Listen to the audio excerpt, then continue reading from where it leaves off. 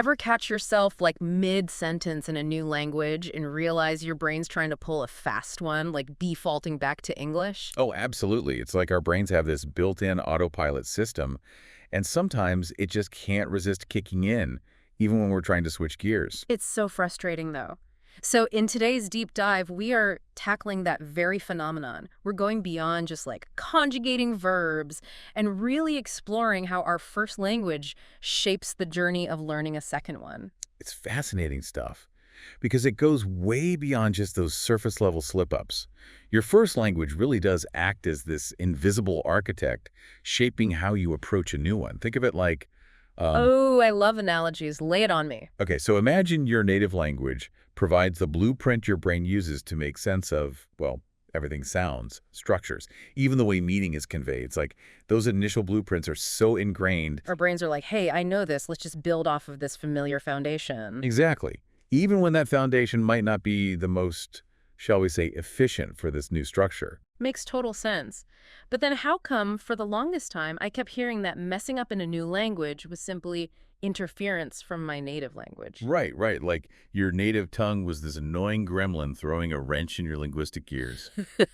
But honestly, the sources we have today actually paint a much more nuanced picture. Ooh, tell me more. Well, instead of being this purely disruptive force, our first language actually provides a framework, a set of expectations we use to navigate this new linguistic landscape. Okay, so less gremlin, more like an internal GPS system then.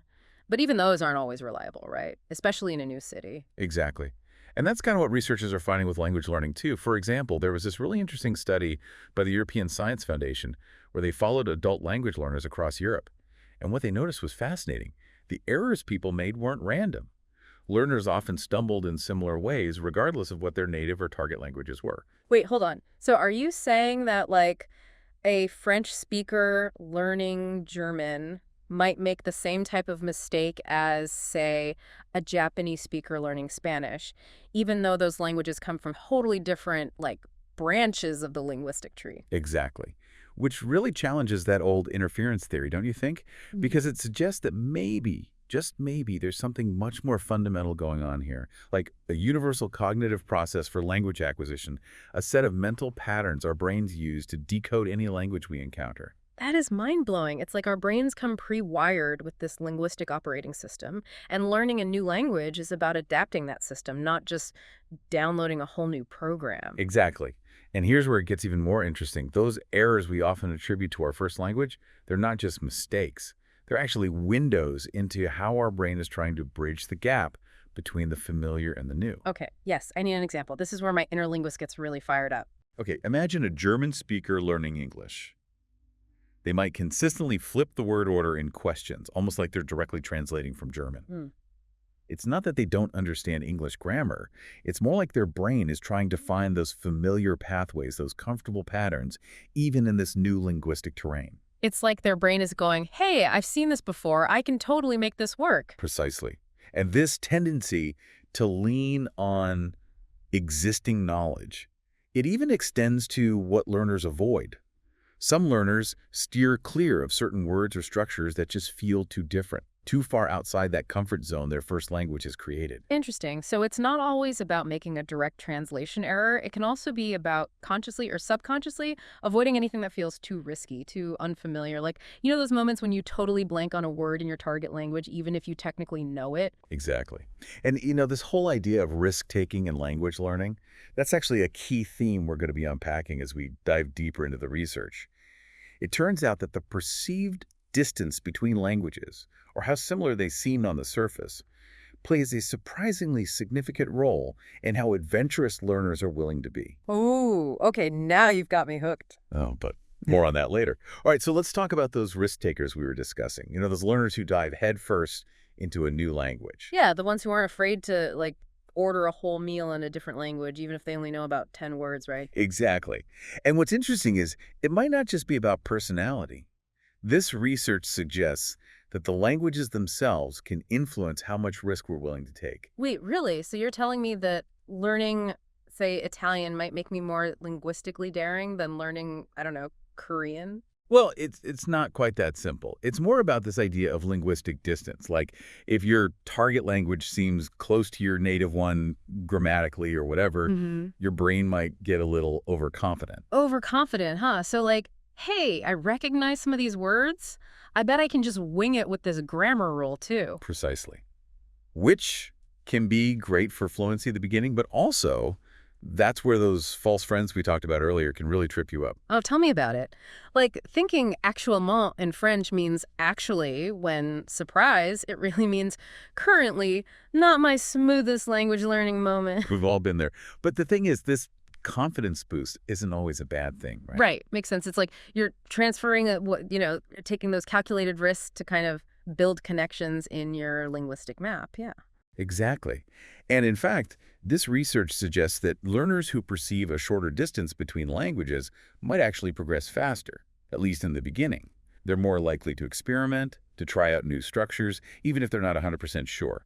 But on the flip side, there are those learners who are tackling languages that feel miles away from their native tongue, the cautious navigators. Okay, so less leap of faith and more like meticulously studying the map before setting foot outside. Exactly. And the research suggests that these learners tend to make fewer errors, at least early on. They're not assuming that grammatical structures will transfer neatly, so they're more likely to, double check. Proceed with a bit more caution. Right, which I imagine means they might take longer to actually become fluent. Not necessarily. While the cautious navigators might start off a bit slower, their, let's say, meticulous approach can pay off in the long run. They're building a really solid foundation, which means they might be less likely to hit those frustrating plateaus later on. Okay, so which approach is better? Should we all be throwing caution to the wind and embracing mistakes?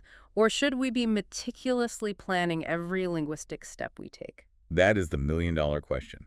And unfortunately, there's no one-size-fits-all answer. It really depends on your learning style, your personality, even your language learning goals. So, some of us are destined to be linguistic daredevils, while others are more comfortable with a slow and steady approach. But either way, it sounds like just being aware of these tendencies can help us be more effective learners. Exactly. Self-awareness is key, right? If you know you tend to, overestimate your abilities when a language seems similar, you can be more mindful of those false friends, those tricky cognates, that might lead you astray. And if you're naturally cautious, remind yourself that it's okay to experiment, to make mistakes, even to sound a little silly sometimes. That's how we learn and grow. I love that. Embrace those stumbles, because they're all part of the journey. Okay, now, these sources also touch on something I've always found fascinating, which is just the sheer power of individual words. Like, you can kind of crack the code of grammar, but without a solid vocabulary, you're not really going to get very far. 100%.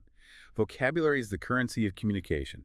It's what allows us to express ourselves, understand others, really connect across languages. And these sources, they really highlight the immense scale of the challenge when it comes to vocabulary acquisition.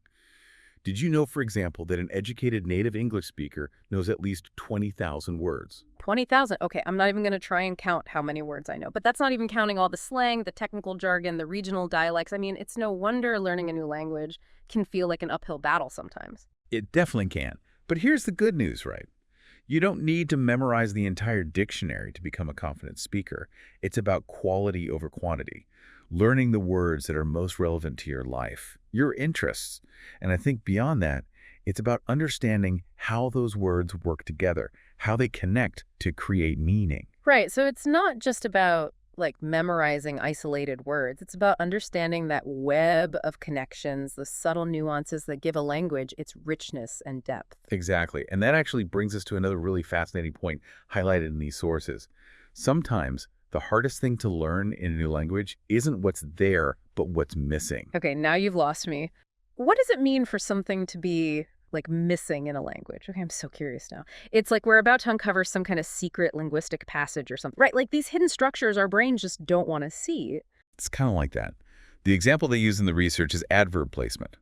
So like French and English, they both allow adverbs in different positions within a sentence, but there are these subtle differences in what sounds natural or, what's grammatically correct. Right, right. So English is totally fine with subject, adverb, verb, object, like Mary often drinks tea. Yeah, totally. That's fine. Nothing wrong with that sentence. Exactly. But in French, that exact structure would sound a little strange. Interesting. And here's where that missing piece idea comes into play. A French speaker learning English, they might not even register that Mary often drinks tea, is different from how they would say it in French. Their brain kind of glosses over it because it still sounds grammatically acceptable. So it's like their internal grammar checker is giving it the green light, even though a native speaker would hear it and be like, something's a little off. Exactly. And because it doesn't trigger any alarm bells, those subtle differences can be super difficult to learn. Like our first language is actually filling in the gaps without us even realizing it. It's masking those missing pieces. Wow, that is sneaky. It's like our own brains are working against us. hmm But then how do you combat that? How do we learn to see those blind spots? Well, that's where conscious awareness comes in, right? The more we understand about these hidden influences, the more we can start to anticipate those pitfalls. It's about like actively training our ears to hear those subtle differences, those nuances that our native language might be filtering out. Okay, so less passive absorption, more like becoming a linguistic detective. Love that. And actually, that brings us to another really important aspect of vocabulary acquisition that these sources touch on, which is, get this, the impact of a word's shape. Wait, the shape, like visually. I thought we were talking about sounds and grammar and things. I know, right? Seems strange.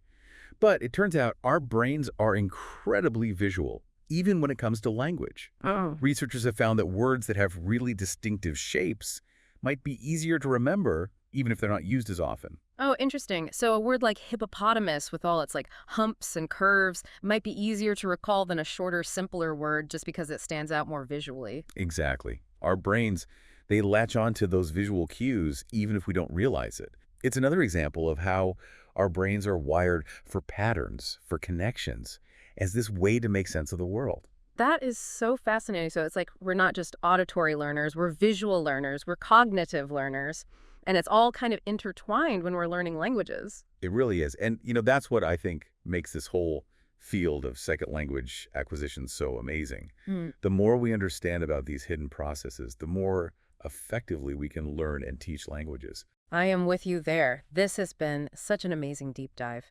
So to recap for our listeners, we've learned that our native tongue isn't just some like passive force in the background. It is an active player in our language learning journey. It shapes everything from the errors we make to the words that we find easy or challenging. And most importantly, understanding these hidden forces can make us more conscious, more effective, and ultimately more successful language learners. Couldn't have said it better myself. It's a good reminder that language learning is a journey of self-discovery. It's not just about, memorizing vocabulary lists and grammar rules. It's about exploring this amazing capacity our brains have to decode and embrace new ways of communicating. And on that note, we'll leave all of you with a final thought to ponder. We've talked a lot about how our first language shapes our journey to learning a second one, but what about all the languages we haven't learned? Do you think just being exposed to other languages, even without actually speaking them, influences how we perceive and learn new ones? Something to think about as you continue your own language learning adventures.